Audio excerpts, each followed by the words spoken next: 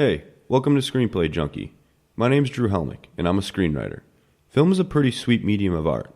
However, before anything can make it to the big screen, it must start as a blueprint, text on paper.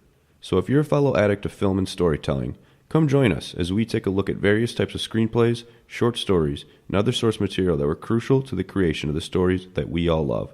I must warn you, though, there will be spoilers, so I do recommend being familiar with the title that's being discussed. Sound good? Cool. Then let's get started.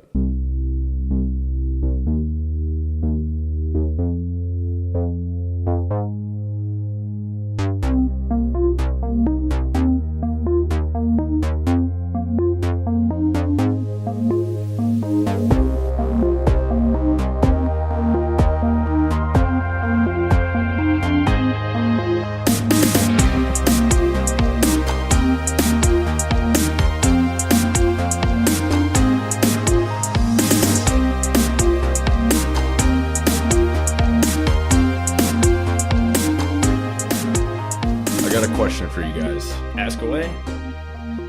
Are you guys organ donors? I actually am. I am too, yeah. I recently, after I got my horizontal, I checked yes. So if anyone needs a kidney, comment below and I got you. We're just recycling our organs. We're totally fine with it. You just advertise your kidney on Instagram? Is that what you were just basically saying? Hey, just slide into my DMs and you can buy my kidney. I didn't know we had advertisements on this show. What's your starting price? How much would you sell your kidney for? Go, Brian. How much? How much would I sell my kidney How for? much? What's your starting price? Like, where do you start? $1 million. No, I'm joking. All right, doctor. Just $1 million? Yeah. What's it worth? $1 million? Pretty good function. But there's one part that they have to sign. It's a weak kidney, so you may or may not wake up and piss. So you may or may not wake up and piss. Okay, wait, yeah, all right. Actually, so what you're saying is that your kidney is the size of a deflated balloon. Is that what you're saying? Yo, do you have like prostate cancer, dude? You maybe maybe you should go to the Iowa City doctor. Do they got school doctors over there? Oh yeah, they got them. They all around. Yeah, just have them run all of the tests. They're all in training. All right, good luck. Hello and welcome, fellow story addicts, to Screenplay Junkie, episode number 15. Drew Hellmich here, along with Matt. What's going on? I just drank coffee and then took a sip of Michelob Ultra, and I might throw up. It is a terrible combination. I mean, I feel energized, and I'm ready to podcast, but I might throw up. Why don't you disperse some coolness to the rest of us for once? Jeez. No. Drinking Michelob. And of course, Bryan. What's going on, Bryan? What's up, Bryan? Hey, how's it going? I'm in my truck. I'm on the trucker radio. Yeah, you're on a nice. 10-4. You're on the Pork Chop Express over there, or what? Yeah. Right. What's that? You're riding in the old Pork Chop Express? The old Pork Chop Express. Do you know what movie I'm referencing? Are you just repeating what he's saying? Do you know what movie I'm referencing, though? I don't know what you're referencing. What are you? Pork Chop Express? No, I don't. Big Trouble in Little China, baby. Oh, yeah. Kurt Russell. Yeah. Yeah. Okay. I know some people will cringe out there. I know an exact person that will cringe at that specific movie. Well, maybe we'll save that movie for another episode of Screenplay Junkie, but today's episode is on Get Out. We got Get Out. Get out! Get out! Get the fuck out. We'll have to get out, dude. Yeah. And you know, actually, I saw this movie in theaters. When was the first time you guys saw this movie? I saw it not in theaters. We bootlegged it. Oh, so nice. Yeah, illegally. it was a bootleg for me too. Sweet. But Illegal. like I was telling you guys, I fell asleep. It's a known fact. I fall asleep. Let me rephrase my statement though. I allegedly watched it via bootleg. There you go. Allegedly. But I'm just gonna let you know I'm not going back and editing that. I'm just gonna leave it out there. And it's gonna be like an episode of South Park where the SWAT members just come in and just arrest you on the scene. Jeez, if they're going to arrest me for that, good, because there's plenty of other things that they could go to my search history on and arrest me for. Matt, you'll really have trouble getting out of this one. Oh. Whoa. Hey, Brian, I see what you did there. Yeah. Well, the first time when I saw this going into it, I didn't really watch much of Jordan Peele's stuff, like Key and Peele, right? I watched Key and Peele a lot. Of course, Comedy Key and Peele, Central. yeah. I mean, awesome skits. I mean, like they had 30-minute episodes, right? I feel like half their skits were like really funny, and that's pretty good for a sketch show. Oh yeah, They do well. Those two comedians are pretty well. Yeah, Key and Peele. Wasn't he in Mad TV as well? I think they both were. They both were on together, Mad TV? And then they combined sure for Key and Peele after. From. Yeah. I just thought that was really interesting. You know, this guy's known most notably for his comedy, and he came out with a pretty decent horror film. I mean, this is a very successful horror film. I was going to talk about this during trivia, but he actually has said that he always wanted to do horror, and then comedy just kind of came about, and then he's always wanted to go back to horror. And he's coming out with another. Dude. He's coming out with another one, and I want to see that. Absolutely. Another horror film? Yeah, he is. It's called I think it's called Us. I haven't read into it at all, but I'm sure it's going to be good. It's about a family. Really quickly, it's about a family, and then they have doppelgangers who are trying to kill the family. Oh, just people who look exactly like them are trying to kill them. Us. That's coming to a theater near you very soon at a date that I don't know. You're lucky for that exposure, Jordan Peele. You're doppelgangers. So let's get into the details of the script. Get Out by Jordan Peele. We don't have a draft date, but we're just going to presume this was around 2016, 2017 when the script was in its current state when we read it. It is 98 pages long. Matt, you want to give us the IMDb info? Yeah, let's do it. So the movie came out on February 24th, 2017. I'll go ahead and read the log line now. A young African-American visits his white girlfriend's parents for the weekend, where his simmering uneasiness about their reception of him eventually reaches a boiling point. It exceeds a boiling point. These get harder and harder to read every week, guys. Honestly, I have to say that. Is it reaching a boiling point? You're doing well, though. It was directed... Thanks, Brian. I appreciate all the support. You know, it really goes a long way. I'd like to thank my mom. I'd like to thank my dad. Okay. This movie was directed by Jordan Peele. It was written by Jordan Peele. 15 minutes later. Yeah. This starring in this movie is Daniel Kaluuya. He's our main character who plays Chris. Allison Williams plays Rose. Absolutely. Catherine Keener plays Missy Armitage, the mom, and Bradley Whitford plays Dean Armitage, the dad. In terms of budget for this movie, so this is pretty mind-blowing, so buckle up your seatbelt or something, because this is going to blow your mind. They made it for $5 million, and worldwide... What? Yeah, it's awesome. They made it for $5 million, and worldwide it's made $255 million. Yeah, it's sweet, man. That's so messed up. It's super low budget. Wow. It's awesome. Yeah, and guess what? The studio that made it... Sorry, Brian, what were you saying? No, I'm just agreeing with $5 million, really. That's all you need. Yeah, it's incredible. It's a sweet film, yeah. The studios immediately after the success of this were demanding Peele come out with a sequel. Blumhouse Productions, which Get Out 2? Yeah, they want part 2. No, he's open. He is open to it if it's right. So if it's right, I mean, I agree. If it's right, so we might see that. So don't push it. Keep your head on a swivel for that. All right, cool. You guys want to get in the trivia? I hope they just cast Allison Williams again. Dude, she died. She's dead. She's dead. She's dead. You're right. I just want to say Blumhouse, they put out a lot of trash movies like Ouija and Friend Request. They put out a lot of bad movies. Well, yeah. They hit gold with this one, fine. that's for sure. This is going to fund a bunch of more bad movies probably because they made $200 million on this one. Yeah. You guys good, though? You ready for the trivia? Yes. All right. Yep. So, to me, this is the biggest, mind-blowing thing in the trivia here. Eddie Murphy was originally supposed to play Chris, but then Jordan Peele changed his mind after because he thought Eddie Murphy was just too old for the role because he's 60. That's crazy. Was Allison Williams still going to be in the movie? Oh my that would be God. weird. That would be, yeah. Dude. That's mind-boggling to me. Maybe it would just turn into the Haunted House, or what's that movie? Haunted Mansion?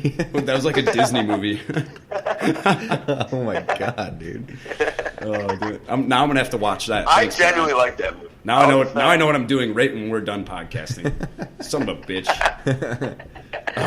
But there's actually some history, Jordan Peele credits this whole idea he got to write this movie to a stand-up show that Eddie Murphy did where he commented on how in horror movies people should just run out of the house, it's just leave, just get out. Yeah. And that's kind of a basis of how he got the idea for the movie. So that's probably why he wanted Eddie Murphy to be a part of it. Okay. Yeah, but that's cool. Spawned the idea. He was too old, so that's a cool Easter egg, though. So Eddie Murphy, get out. All right, this movie was filmed in only 23 days, guys, and it was filmed in Fairhope, Alabama.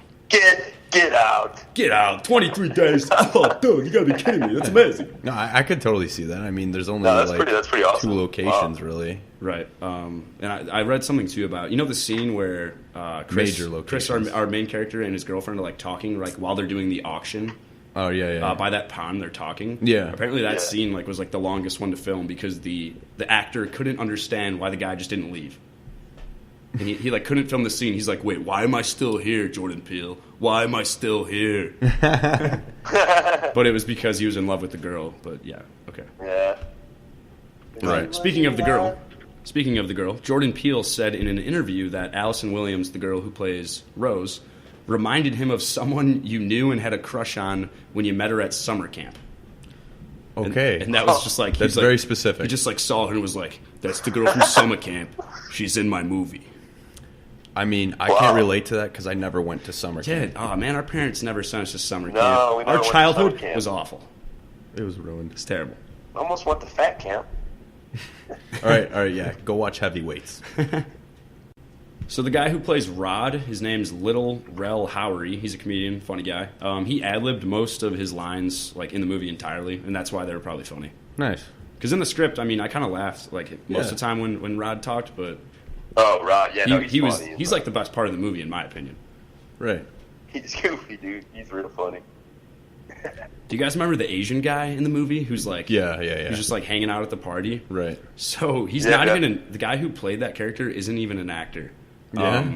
He was just a local karate master in Alabama. He lived in Birmingham, and he just was like, they just like were like, yo, like you want to be in a movie?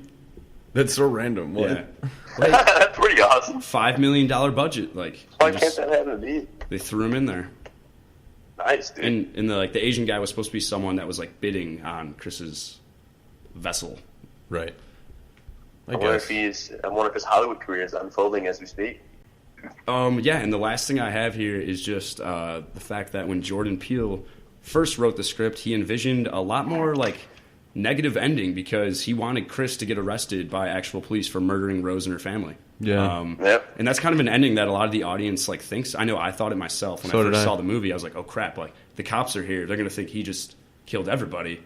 Yeah, because he like cuts the gun and everything. Right, but Peele wanted to rewrite it, and he wanted it to be like a happy ending, which fits way better, in my opinion. I like the way it ended, yeah. But, I mean, I just want to pull this out there, though, or put this out there. Like, even if it was the real cops, like, in the house, there was still all the evidence with, like, the surgery equipment. That one guy's brains were, like, on the floor in the bucket. Yeah. So he could have, if he had a lawyer, and even without a lawyer, you can get out of that. I mean, there was the fire. Opinion. Oh, yeah, the whole fire. Oh, yeah, that could have destroyed all the evidence. Oh, shit. I mean, with the ending that you said, that the negative ending, I mean, we all probably thought, like, damn, like, I wanted to know if Peele had ever written that ending, if he considered it, because... Oh, that's what I'm saying. The first draft of this script, it was like in the ending, Chris was arrested for murdering Rose and her family. No, that completely changed the film right there. Oh, yeah. Yeah. And that all kind of segues into our point that this movie, Get Out, has clear underlying racist and stereotypical themes, and that's what makes this horror film unique. Peele's Oscar-winning screenplay takes a young black man who's nervous about meeting his white girlfriend's family and throws him into a situation where his girlfriend is a psycho and her family, well, we all know what happens with their family and their motives in this movie. Like, regardless, there are tons of dots here to connect between America's culture and the unfortunate current issues in our country. And there have even actually been college courses that are dedicated to dissecting this film and its underlying message. Saying that... 3 semester hours. Yeah, 3 credit hours, 16 weeks. But saying that, on this episode, we're just going to dip into the surface of this film and only look at the basic plot and horror elements. And the fact that these old geezers are kidnapping young people to use their bodies as vessels to, like, live forever. Essentially, yeah. Which is crazy. Just the old brain swap, yeah. It is terrifying. Talking about like a scientific discovery, too. Oh, yeah, that would be a break. I mean, brain transplants... That's Nobel Prize winning right there. We could do a whole podcast on brain transplants, honestly.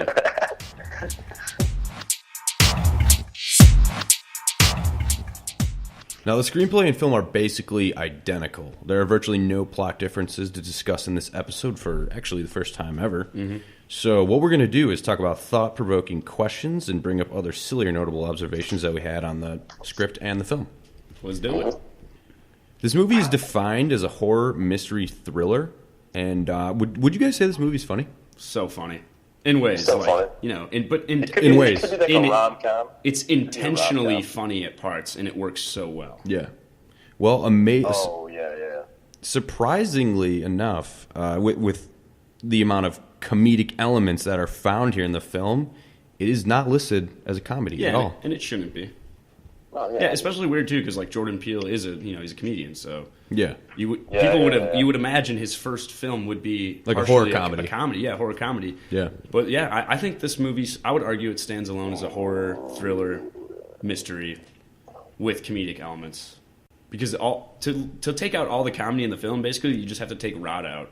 You just take Rod's character and make him not funny, and then the movie's not funny. Just make him serious. Yeah, true. Yeah. You just have to be a serious TSA guy. Yep. But I mean, even his position alone is kind of funny. It's so funny. Hey man, I take TSA security very seriously, Listen, and you should. we can't do the same thing. Like, I would do my detective work, figuring it out. Yeah, man. What? That was great. Why can't Ellen says that I can't pat down an old lady? What's wrong with that? What's wrong with patting down an old lady? She could be a bomber. We don't know.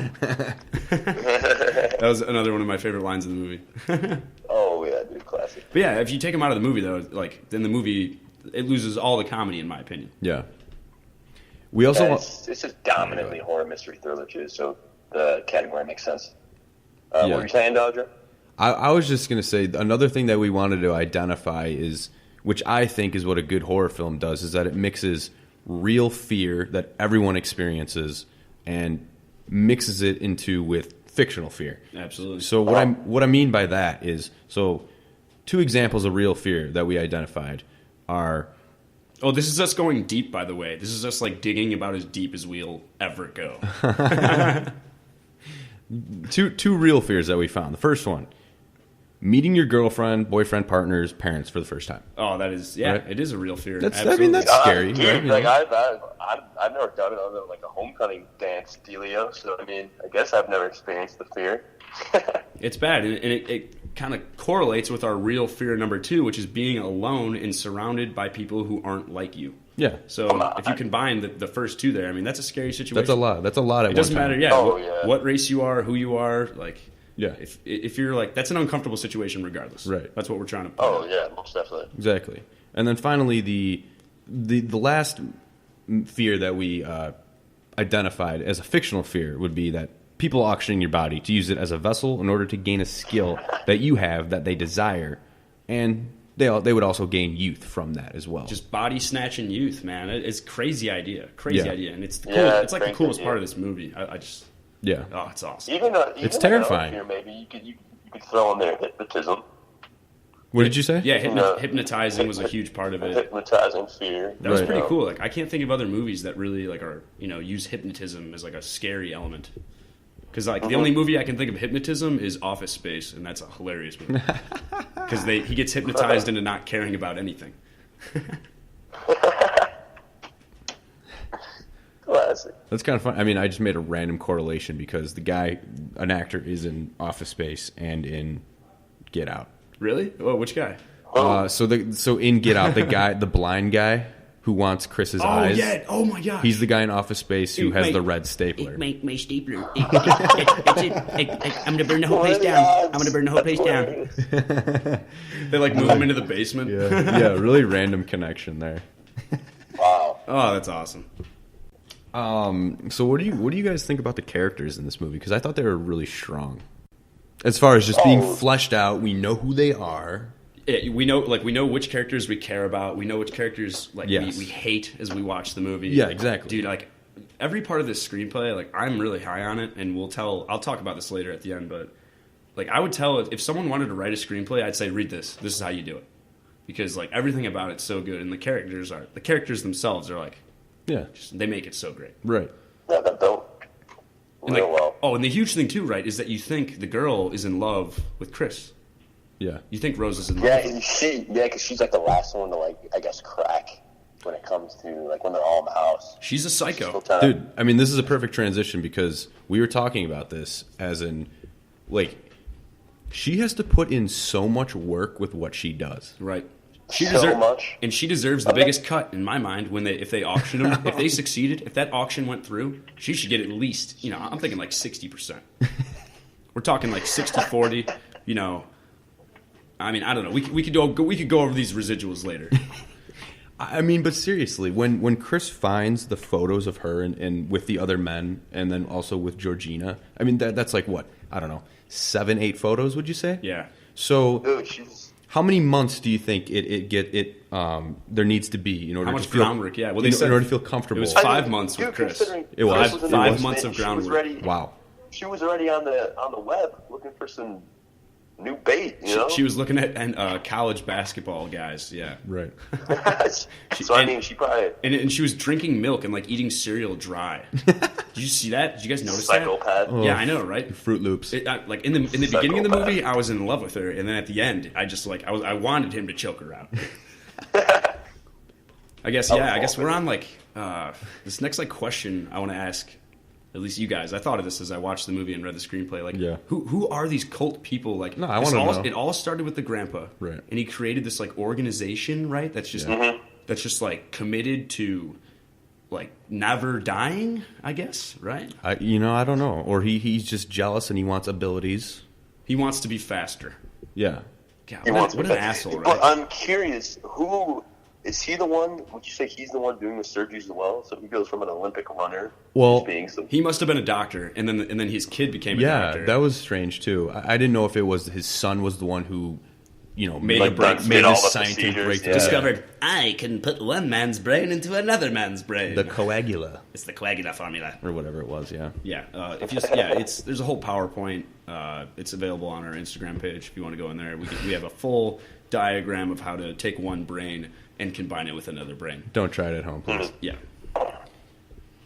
One cuts of the brainstem, and then you glue it back together. It is pretty crazy, though, like how... Like, there's no way that you could do that in real life, right? No. I mean... Are you guys buying that? I'd say, right now, no, because I don't have any information that would would persuade me to believe in it. It's like a Black Mirror concept in my mind. Yeah. Like, kind of... That's the vibe I got, in a way. There's just too much to, like, try to put back together, basically. The craziest part too is how the people like that they abduct and then like what's his name? Jeremy? Yeah, Andre. The guy who's like in the beginning, very beginning. He's the guy in the beginning, and then he's at the party with the older lady, and he's like Logan. His name's supposed to be Logan. Logan. And then with the camera flash, he comes to and he's like, "Get out, get out!" But anyways, like I just wanted to bring up the fact that like Andre, the guy that they kidnapped, still has that like partial consciousness. Yeah. That they talk about, even though the old guy has control over the motor functions. Yeah. And it's like... Interesting. The way they show us that in the movie is the scene where Chris is falling and he just sees the TV screen and it's just black around him. Yeah, just falling into a black abyss. Yeah, and that's supposed to be just how they exist for the rest of their life. That's terrifying. That is just torture. It's absolutely terrifying. Absolute torture, yeah. But then he comes out of the hypnotist, and he's back to himself. Yeah, again. I mean, that is just mind-blowing shit to think about. Yeah. I've said mind-blowing like 4 times in this episode. Well, I also want to go back. Real interesting. Dive down deeper in the rabbit hole, but continue here. I also want to go back to when we were talking about the organization, because one detail that I saw in the script was that in one of the like speeches Dean, the dad, was having. Yeah, he gives a speech in the script before they do the auction, and it's not in the movie. Yeah, right. And he mentions in it that I think it's the organization, because he mentions that they're like Templar. So yes, Templars, which makes me think of Assassin's Creed, first of all. Exactly. That's exactly what I was thinking. He hints that this has been like an organization where they've had this plan to do this for like thousands of years. I feel like that's what they were hinting. Wow. Hundreds of years. Yeah, it seems like it's been going on like for a very long time. Yeah, could you imagine in like medieval times them trying to do brain transplants? They're like, this one didn't work, but next time, we're going to do it. Good luck. We shall figure it out this time. Yeah. Back in the Renaissance, jeez. Exactly. Like, oh man, rough times. Rough times to try to do a brain transplant. But yeah, they apparently succeeded in modern day. So, congratulations, Templars. Success. The cult. So you would argue that this seems like a cult That's what I thought. I think it's like a cult thing. Yeah, basically. A cult, like very, evil, very small, like, exclusive. an evil organization. The same people every time that they invite to like this yearly party. You know, that they all have this bidding war. It might just be like that whole neighborhood, you know, because they probably all live. Rose brings back. They had all that like community, you know, because there was like 20 people at that party. They probably just all live on that lake. It's like going to the country club or something. Ugh. See, that's why there could be part 2, because there's all those people. We'd get a bigger sense of this world. Yeah, of all these people that have just been like kidnapped. And, that would be crazy. Because who knows how many people they've done it to? Yeah, exactly. Oh, right. there's so much. There's a lot of room for a sequel. Maybe we should write it. No. We'll just submit it. We'll just write it up.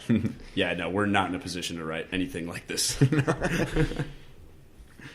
So we're going to move on to a silly topic here now. So one thing that I wanted the grandparents? Yeah. Yes. Well, one thing I wanted to talk about was the grandparents. So right, the grandpa is Grandpa Armitage. He is in Walter, who is the groundskeeper, right? Right. And then the grandmother is in Georgina, who is like the maid essentially, or the cook, just the lady who works in the house. The lady who puts too much apple juice in your glass and then spills it. So I was having a really hard time understanding that part of the film because wait, the apple juice part? No. Wait, it wasn't even apple juice; it was iced tea. Just the grandpa and grandma like wanting to be in their bodies because all they do is just do chores all day. I just want to trim bushes and mow the lawn. What did the grandparents want from that? They just do chores all day. I didn't get that. I guess just like an elongated life. So go from being 80 to being 30. You know who they reminded me of? Like Forrest Gump. You know, he's like, I liked it mowing the lawn so much I did it for free. And he loves to run too. He does. And he likes to running. exercise. I just felt like running. Yeah, all Walter needed just to like was to be in love with Jenny. Where's Jenny? Talk about a great scene though when he's running. Like I said earlier, like, that was a meme when the movie came out. I never saw that. Get Out. It was called the Get Out Challenge. Yeah, the Get Out Challenge, when you would run directly at a camera and then have to just stop on a dime and turn. And there That's what it was? Yeah. There were some great videos of people slipping and falling. I never saw that. Wow. I must live under a rock or something. We'll look some up, and I'll show you after, because they're funny. I am thrilled to watch them. Oh, yeah. Oh, people get hurt in a video? Oh, wow, I'll watch. Another thing that we wanted to comment on was just comment, and I should say compliment Jordan Peele on for his stellar writing. I just enjoyed this part so much. Yeah. Especially, you watch the movie or you read the screenplay, whichever you do, you watch it, and then always the second time when you come back, you notice things, right? Yeah. Well, we notice things specifically in the dialogue. And we have 3 examples, but I mean, I'm sure there's a ton more. Yeah. Just throughout the whole meeting when everyone comes to that party, you know, there's a bunch of... Oh, yeah, totally. Yeah, everybody who speaks to Chris is saying something specifically that they want. Yeah. Or they long. So the first example that I have is when Dean, the dad, is giving Chris a tour of the house. He goes into the kitchen, and Dean says to Chris, "My mother loved her kitchen, so we kept a piece of her in here." And Georgina's standing right there. Yes. And the piece of her is her brain. Exactly. Whoa.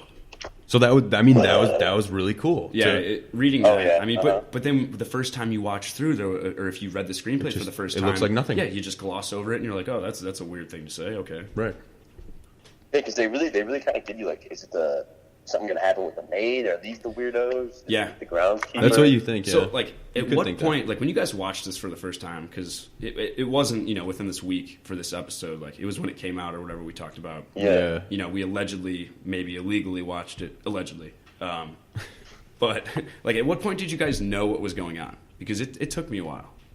Dude, honestly, I don't know. Like I said, like, I feel like I found out, like, via social media, like, what was going on. Like, when I watched it, like I said, I honestly don't remember when I first saw it. It was like I was falling asleep. It was just kind of like a spoil. It was like, oh, yeah, that's what's happening. I mean, that's what's going on. I didn't know what it was until, there's the scene in the movie where, like, the video screen kind of, like, explains it. Like the blind guy who's buying him, his body, like, comes on the screen and just kind of tells him what it is. Like, honestly, I couldn't figure it out until that point, the first time I watched it. Oh, wow. Well, I mean, I don't think you could figure out the part of the like the operation part. I was just convinced it was all. You can't sex figure slaves. that out. I was with Rod. You were with Rod. I was like, oh, sex slaves. Fuck. I mean, I was pretty creeped out by the family, like pretty quick. Yeah, right. Speaking of Rod, though, he when they're in the car driving, they're on speakerphone. He says, Rod quotes. Better bring back my boy in one piece. Yeah. Yeah. This another shot, but there might be something going down. Watch out. That's just good dialogue. Yeah, it's solid. Yeah, great dialogue, dude. I mean, and then there was another part. Yeah. Here, Matt. You got it. Oh, the golf thing? Yeah, the golf thing. Yeah, right. Mm-hmm. So when they're at the party, like all those people are asking Chris all those weird questions.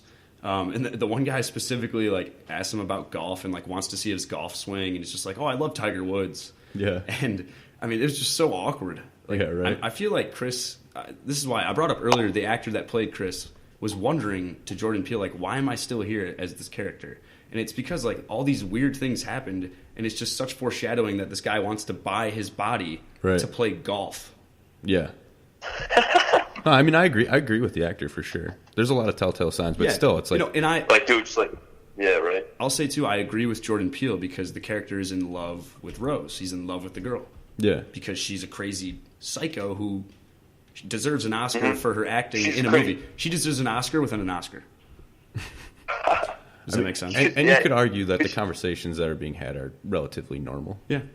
It's like he keeps the love because like she kept it kind of cool and like herself until the very end. Right. So it's just like, oh, like maybe your family's super weird, but like I still like love you. Right. You know? And remember, the character Chris has no family because his mom was killed in the hit and run. Yes, exactly. Yeah. Which the hit and run thing, I'll bring this up now. The hit and run thing is kind of a theme because remember they hit the deer. It's all over the place. They run over the deer. That's all. His mom was killed in a hit and run. Yeah. He hits Georgina trying to At the leave end. in the car. Yeah. And then he has to go back and get her because he won't leave her. Mm-hmm. Like he, never called the police for his mom. So yeah, all kinds of stuff going on. Really cool. Yeah. Yeah, a lot of connectedness for sure. Very intricate. Yeah, and that's why this movie, or this screenplay rather, won Best Original Screenplay. You just relate it to everything. It's like, oh yeah, they can go here. This can go here. Bam, bam, bam. It's not like a hole. It's like it's pretty. It's all well put together. It's sound. Yeah, the story is sound. It's awesome. Mm-hmm. I want to talk to you guys about the ending really quick here because my opinions are a little. I view it from both perspectives. I do think it was a little rushed, but I also a lot happens. Yeah, a lot happens. A lot in does those happen. Last 10 minutes of the film, those last 10 pages of the script. I'm between if Peele handled it well or if it was just lazy. And what I mean by that is we have Chris sitting in the chair, right, and then the man who's getting his body explains to him, hey, this is what's happening. And he's also explaining to the audience, this is what's happening. Yeah, and right. Do you remember why he said they did that? Because they both need to understand why it's happening so that the procedure is successful. It increases the rate of success of brain transplant. So I'm happy that Peele supplied that. Yeah. But I also think it's kind of a cop-out. In what way? What? In what way? Because it's just too easy. It's just like, hey, this is it. This is the reason. This is what's going on. I'm going to tell you everything that's happening right now. I'm filling in the audience with why this is happening. Yeah, I know it's a very short answer, but it just seems vague to me and kind of rushed and lazy. But also, at the same time, I think it's a very good idea. Well, then what would you have done differently? Let me ask you that. Nothing, because I wouldn't write anything like this. Yeah, true. I just thinking off top. This is his idea, I don't know how you would I'm critiquing him, but I'm the news, complimenting him at the same time. What were you saying, Bryan? Yeah. Yeah. No, I was just thinking of that. I'm like, I don't understand how you would like kind of develop the big end, the whole part of the story, like because it's a lot. It is a lot, and you have to. I feel like you have to supply some answer in a way. You know, he had to give it someone like closure. To figure, and I guess the character himself needed the closure. Maybe. Yeah. I don't know from a scientific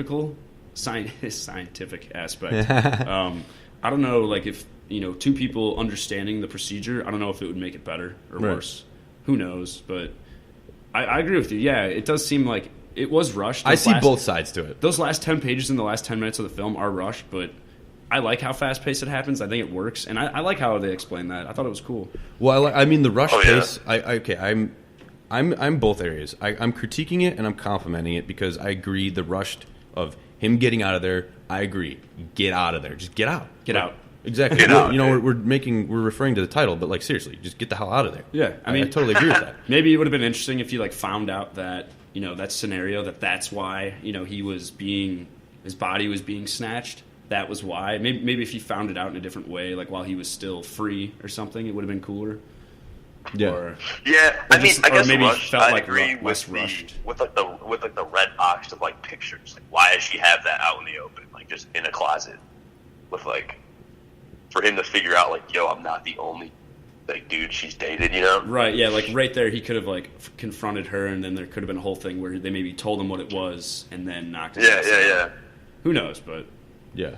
I mean, that's just a really tricky part as far as the narrative is concerned. You know, just putting a bunch of exposition in a character's dialogue to explain to the audience what's going on. It's all been building up towards something, you know, and we have to figure out what it is. Yeah. And he did a good job with presenting it. Yeah. I mean, I see both sides of it. I'm like I've been saying, critiquing and complimenting at the same time. Absolutely.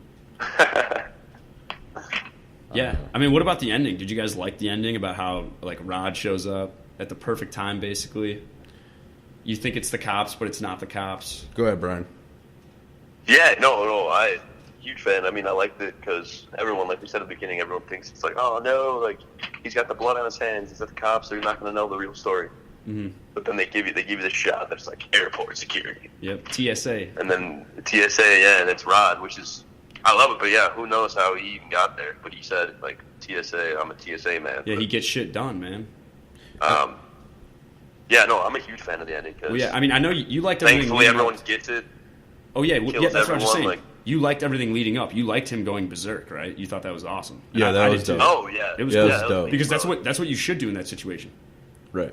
Oh yeah. You're being held captive. You just go kill your captive. Your captive. Yeah, you gotta defend yourself. Your kidnappers. Like, dude, when he put the deer antlers through him, like that was so.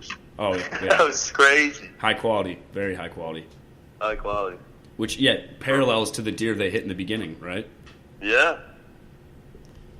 I mean, I agree with the ending that they tease you with the cop car, right? I do like that because that's a really good, just, hey, I'm fooling you here. Guess what? It's just his buddy. Yeah, I like that. And Peele's putting you in the shoes of, like a black kid in that situation. Like, oh, wait, like, even though I just felt I was completely safe, I have to have worry in my mind now because the cops are here. I thought it was going to be those cops who they called from the deer. Right, from hitting the deer. From days before, in the movie. Originally, I thought it was going to be those guys. And I agree with Peele with that alternate ending because, I mean, a lot of horror films or films in general have a happy ending. Mm-hmm. So I don't want to be like, I'm an advocate of bad endings, but I mean, sometimes movies that have terrible endings like that are it would have been powerful. more thought-provoking for sure, but it could have caused, I mean, people wanted a happy ending with this movie, I think. And that's fine. Yeah. Especially because it had its funny moments, too. Like, you want the happy ending. Yeah, because they ended with the funny, like, Rod's just like, I told you not going to hell. Which he ad-libbed, too. He made that up. Or the I'm TS motherfucking A. Yeah, all that stuff. Oh, man. I liked how, too, I just want to say, I like how Chris, he didn't kill Rose at the end there. He just, like, couldn't do it. He just left her, yeah. Because she was smiling, and she like, wanted to die or whatever. She was crazy. And he just was like, nah, you'll bleed out. He's like, yeah, Rod, I need some time apart from her. That was, like, one of the last lines in the movie. I was like, yeah, man. And then they drove away. Yep.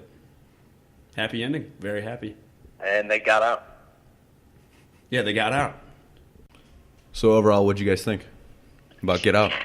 I loved reading the screenplay. I liked watching the movie with you, Drew. I enjoyed it. The jump scares got me because I couldn't remember everything about the movie because I'd only seen it one time prior. But I think it's a great story through and through. It's an awesome horror movie. It deserved to win its Oscar 100%. Yeah, I mean, this is a screenplay I'll probably read again. Especially when I start trying to write my own, at least if I ever get to that point. I think it's a great one to reference to know how to go about doing it because he did such a good job. What do you got, Brian? Yeah, I mean, other than that, I would straight just vomit what you just said back up. I enjoyed it. The screenplay was awesome. It's just like probably one of the first, I guess, like horror written texts I've read. I can tell you last like written horror like book or something. But yeah, Children of the really Corn. Kept me on the edge of the seat. Probably Children of the Corn, right? Well, I'm a huge fan. Loved the movie. Loved the screenplay, and Jordan Peele, it's sweet how you can go from writing good comedy and then also write good horror. Yeah. It really shows that guy's talented. Yeah, that's what I was amazed with the most. I mean, yeah, dude, like the screenplay is really good. Like we've been saying, the part that I enjoyed the most and something that I'll be taking away from this one is just the foreshadowing and sprinkling in just dialogue and dialogue and just anything that seems like it's just normal, but it actually is. It's there for a reason. I mean, everything is put into a screenplay for a reason, and really just trying to focus in on that, especially in the beginning when it comes full circle at the end. So that's something that I'll be studying for sure from this screenplay. Mm-hmm. I'm curious. Like, do you think the way to do that is you write the full story, then go back, or are you on page 30 like, oh, I'm going to put this here because I know mixture already? It's a mixture, dude. It's probably both. Just constantly working to revise your screenplay because that's your craft. I mean, that's what they do, right? Yeah. I mean, some of it's premeditated. Like some of it's premeditated. Other times it just happens in the moment. It just comes. Oh yeah. It's a very mysterious process. Yeah, you're just smart enough to think of it. Honestly, that's what I'm thinking. All right, so what are we doing next, guys? What's on deck? I mean, I'm set on Baby Geniuses or Baby Geniuses 2.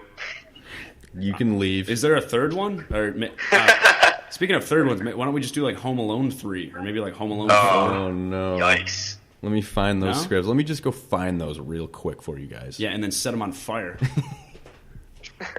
I would spend money to print that out and set them on fire. We do have a pool. We got a big pool of screenplays that we want to do. Yeah, we have a list. We have a database. But what was the one we were thinking about, Matt? I mean, the one that's catching my eye right now is it's a movie, or it's a script that was never actually made into a movie. Right. It's a Spider-Man script by James Cameron, the guy who did Avatar. Oh, yeah. Let's go. James Cameron is one of my favorite writers, screenplay writers. And he's an awesome director. Oh, yeah. Avatar, Aliens, with Titanic, right? He did Titanic. Yeah. I mean, I'm not saying Titanic is one of my favorite movies, but I am not insinuating or saying that at all. You don't got to cover that. You don't got to cover that. We know you have the VHS in your room. God, on display. I love Rose, and I'm talking about older Rose, not young Rose. Yeah. Just another weird correlation to get out. Yeah, with Rose. Exactly. Oh yeah. Damn. Man, everything's really tying together today. I should go buy a lottery ticket. Yeah, right. So Spider-Man, all right, cool. I'm so in on Spider-Man. I mean, he's my favorite Let's superhero. get Webby. Dude, I'm excited to read this because I wonder who the villain's going to be. Oh, yeah, true. That's so true. I didn't think of that at all. So, yeah, this is going to be a similar episode to what we did like in Halo. Mm-hmm. Right, yeah, exactly. We'll just be telling you what this script was about, and I guess we'll try to figure out why the hell it never got made. Yeah. So that episode will actually be coming out on March 4th. We're going to be taking a week off for vacation. Yeah. Drew, aren't you going to, like, Antarctica or something? Other direction. Oh, I went too far south. North Pole. Wait, is Antarctica south? Yeah. Which one's north? Yeah, dude. They both start with A's, man. I don't know. I've always been tripping on that. Don't they both start with A's? One's Antarctica and one's like... No, what? Is it just the North and South Pole? Yeah. No, they have names. No, they have names, dude. I'm not. We're. Dude, I don't know, man. I can't help you. I don't got a globe in front of me. We need a map. All right, so Spider-Man by James Cameron's coming up next. Like we said, it's a script that was never made into a movie. I'm excited to dig into it. Should be fun. Real excited. Should be a fun episode in 2 weeks. Oh yeah. Thanks for listening, guys. Yeah, thanks for stopping by. You gonna enjoy your vacation, Drew? No, I'm gonna hate every second of it. Right. Well, me and Bryan won't be on vacation, so we'll just. While I'm still here, bundled. We'll try to enjoy our not vacation while you don't enjoy your vacation. Exactly. That's a good idea. Yeah. No matter what platform you're using to listen to us, I just want it to be known that we're available on iTunes, Spreaker, and YouTube. So if you like our content, please be sure to follow all of our channels so you can stay in the loop with new episodes. Also, feel free to give us a rating and leave us comments, or send us an email at screenplayjunkie.show@gmail.com. We'd love to hear your feedback. Also, if you have any recommendations of screenplays we should read, movies we should watch, or really anything, let us know on any of our platforms. We're always looking for other things to check out. Thank you for listening. We hope you can join us next time.